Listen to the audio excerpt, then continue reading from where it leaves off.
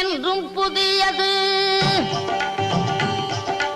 பாடலென்றும் புதியது, பொருள் நிறைந்த பாடலென்றும் புதியது.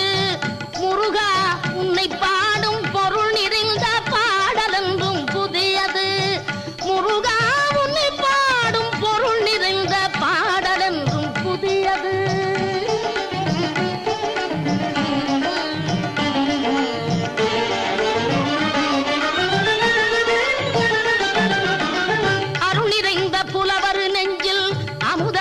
தமிழ் கொடுத்த பொருள் நிறைந்த பாடல் என்றும் புதியது.